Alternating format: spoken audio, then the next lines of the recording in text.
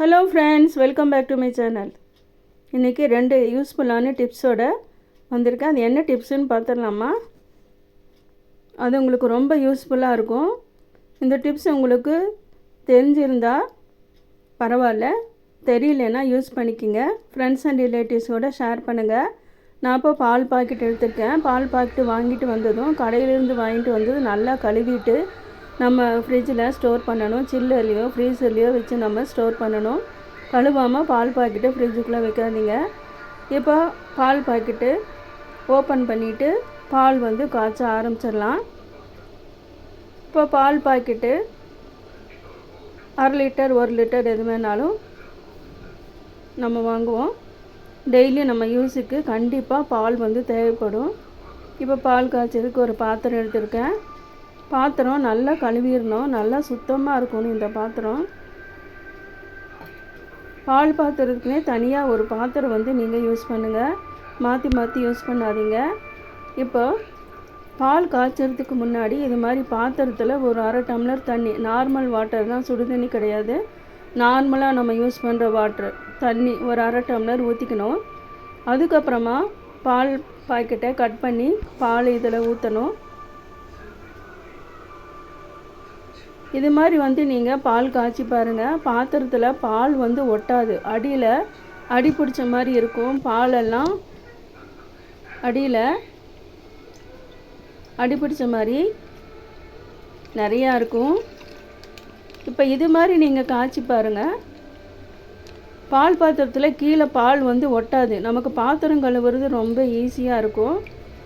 இது மாதிரி இந்த டிப்ஸை நீங்கள் கண்டிப்பாக யூஸ் பண்ணி பாருங்கள் ஃப்ரெண்ட்ஸ். உங்களுக்கு ரொம்ப யூஸ்ஃபுல்லாக இருக்கும். இது ஆரஞ்சு கலர்னால ஃபேட் அதிகமாக இருக்கும். அதனால் தண்ணி அதிகமாக ஊற்றி இந்த பாலை காய்ச்சலாம். இப்போ பால் காய்ச்சறதுக்கு இண்டக்ஷன் ஸ்டவ் தான் நான் ஆன் பண்ணி பால் பாத்திரத்தில் பால் ஊற்றி பால் காய்ச்சுறேன். பால் காய்ச்சினதுக்கப்புறம் பார்த்தீங்கன்னா நீங்களே ஆச்சரியப்படுவீங்க. பால் பாத்திரத்தில் பால் ஒட்டாமல் இருக்கும். இந்த டிப்ஸ் உங்களுக்கு பிடிச்சிருந்துச்சுன்னா லைக் பண்ணுங்கள் ஃப்ரெண்ட்ஸ். உங்களோட ஃப்ரெண்ட்ஸ் அண்ட் ரிலேட்டிவ்ஸ்க்கு நீங்கள் ஷேர் பண்ணுங்கள். இதே மாதிரி நிறைய வீடியோஸு நீங்கள் பார்க்கணும் அப்படின்னா என்னோடய சேனலை நீங்கள் சப்ஸ்கிரைப் பண்ணி பெல் ஐக்கானை கிளிக் பண்ணுங்கள். நிறைய வீடியோஸ் நான் அப்லோட் பண்ணியிருக்கேன். அடுத்த டிப்ஸ் என்னென்னு பார்க்கலாம் ஃப்ரெண்ட்ஸ். வாழைத்தண்டில் 3/4 பாகம் நான் கட் பண்ணிட்டேன். நல்லா பொடி பொடியாக கட் பண்ணி நான் மோர் கலந்த தண்ணியில் நான் போட்டிருக்கேன். இந்த டிப்ஸ் நான் யூஸ் பண்ணுறதுனால உங்களுக்கும் யூஸ்ஃபுல்லாக இருக்கும்னு நினச்சி நான் இந்த வீடியோவை, இந்த டிப்ஸ் உங்களோட ஷேர் பண்ணுறேன். பாருங்கள், வாழைத்தண்டை நல்லா பொடி பொடியாக கட் பண்ணிவிட்டு இது மாதிரி விஸ்கு ஒன்று யூஸ் பண்ணி நல்லா இதையே பாருங்கள், இது மாதிரி நல்லா சுற்ற விடணும். விஸ்கு நல்லா சுற்றி நம்ம செய்யும்போது வாழைத்தண்டில் உள்ள நாரெல்லாம் அதில் ஒட்டிட்டு சூப்பராக வந்துடுங்க. நம்ம வாழைத்தண்டில் இருக்கிற நாரை எடுக்க கஷ்டப்படவே வேண்டாம். வாழைத்தண்டு செய்கிறதுக்கும் கஷ்டப்பட வேண்டாம். வாழைத்தண்டில் நிறையா ஹெல்த் பெனிஃபிட்ஸ் இருக்குது, எல்லாத்துக்கும் தெரியும். அதனால் வாரத்தில் ஒரு நாள் வாழைத்தண்டை கண்டிப்பாக நம்மளோட உணவில் நம்ம சேர்த்துக்கணும். இது மாதிரி நீங்கள் விஸ்கு வச்சு இந்த வாழைத்தண்டில் இருக்கிற நாரெல்லாம் நீங்கள் ஈஸியாக எடுத்துடலாங்க. நீங்கள் கஷ்டப்படவே வேண்டாம். எல்லார் வீட்லேயும் இந்த விஸ்கு இருக்கும்.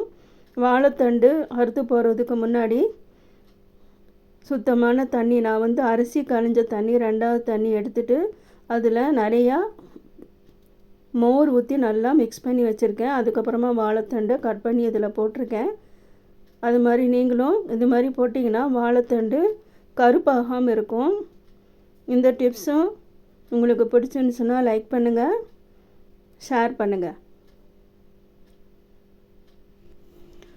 வாழைத்தண்டு பொரியல் பாசிப்பருப்பு, தேங்காய், மஞ்சத்தூள் எல்லாம் போட்டு சூப்பராக செஞ்சாச்சு. பாசிப்பருப்பு மஞ்சத்தூள் போடாமல் செஞ்சால் வாழைத்தண்டு வெள்ளை கலரில் கிடைக்கும். ஆனால் நான் இன்றைக்கி பாசிப்பருப்பு தேங்காய் போட்டு சூப்பராக நல்லா டேஸ்டியாக செஞ்சுருக்கேன். இந்த வாழைத்தண்டு பொரியலை நம்ம வெறுவாயிலே சாப்பிட்லாம். அவ்வளோ சூப்பர் டேஸ்ட்டாக இருக்கும். நான் சொன்ன இந்த டிப்ஸும் இந்த வீடியோவும் உங்களுக்கு பிரயோஜனமாக இருந்துச்சுன்னா ஃப்ரெண்ட்ஸ் அண்ட் ரிலேட்டிவ்ஸ் கூட நீங்கள் ஷேர் பண்ணுங்கள், லைக் பண்ணுங்கள், சப்ஸ்கிரைப் பண்ணுங்கள். மீண்டும் இதே மாதிரி வேறு ஒரு வீடியோவில் உங்களை நான் சந்திக்கிறேன். தேங்க்யூ ஃபார் வாட்சிங்.